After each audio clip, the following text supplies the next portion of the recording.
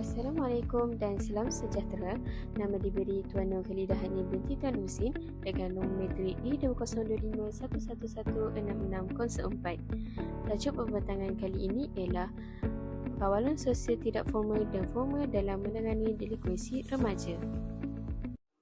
Mari kita lihat maksud delinkuensi remaja. Apa itu delinkuensi remaja? Delinkuensi remaja merujuk kepada perlakuan remaja yang melanggar norma sosial, peraturan sekolah atau undang-undang negara. Antara contoh delinkuensi remaja ialah ponten sekolah, merokok, vandalisme, pergaduhan, buli dan penyalahgunaan dadah. Tingkah laku ini biasanya berlaku akibat pengaruh rakan sebaya, kurang perhatian keluarga dan kegagalan mengawal diri. Seterusnya, kita beralih kepada maksud kawalan sosial.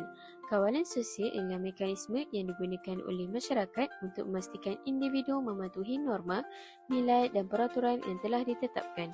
Kawalan sosial berfungsi untuk membimbing tingkah laku individu agar selari dengan kehendak masyarakat serta mengelakkan berlakunya penyimpangan sosial. Kawalan sosial terbagi kepada dua jenis utama, iaitu kawalan sosial tidak formal dan kawalan sosial formal. Mari kita lihat kawalan sosial tidak formal. Kawalan sosial tidak formal ialah kawalan yang berlaku secara tidak rasmi dan tidak melibatkan undang-undang atau pihak berkuasa. Kawalan ini dilaksanakan melalui keluarga, rakan sebaya, guru dan masyarakat sekeliling.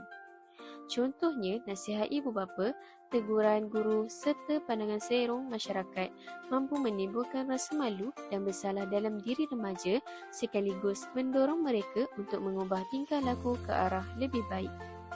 Seterusnya, mari kita lihat apa itu kawalan sosial formal pula. Kawalan sosial formal ialah kawalan yang dilaksanakan oleh institusi rasmi seperti sekolah, polis, mahkamah dan sistem perundangan. Kawalan ini bersifat rasmi dan melibatkan hukuman yang jelas. Contohnya, tindakan disiplin sekolah, penahanan oleh pihak polis dan hukuman mahkamah terhadap remaja yang melakukan kesalahan serius. Kawalan sosial formal bertujuan untuk mendidik, memberi pengajaran dan mencegah kesalahan daripada berulang. Mari kita lihat perbandingan kawalan sosial tidak formal dan formal. Bagi kawalan sosial tidak formal, ia berlaku secara tidak rasmi, dilaksanakan oleh keluarga, rakan, guru dan masyarakat, tidak melibatkan undang-undang serta bertujuan untuk membimbing tingkah laku. Bagi kawalan sosial formal, berlaku secara rasmi, dilaksanakan oleh institusi seperti sekolah, polis dan mahkamah. Ia juga melibatkan peraturan dan undang-undang serta bertujuan untuk memberi pengajaran dan pencegahan. Kawalan sosial ini juga mempunyai kepentingannya. Kepentingan kawalan sosial ialah jika kawalan sosial tidak dilaksanakan dengan berkesan, masalah delinkuensi remaja akan semakin meningkat. Keadaan ini boleh menyebabkan peningkatan kadar jenayah, keruntuhan nilai moral serta ketidakharmonian dalam masyarakat. Remaja yang tidak dibimbing dengan baik juga berisiko terlibat dalam masalah sosial yang lebih serius pada masa hadapan. Seterusnya adalah kesimpulan. Kesimpulannya, kawalan sosial tidak formal dan formal memainkan peranan yang sangat penting dalam menangani delinkuensi remaja.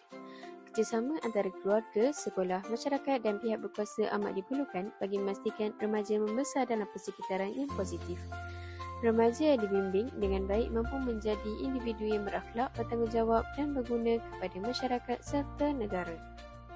Itu sahaja pembentangan daripada saya. Terima kasih kerana mendengar dan sudi memberi perhatian.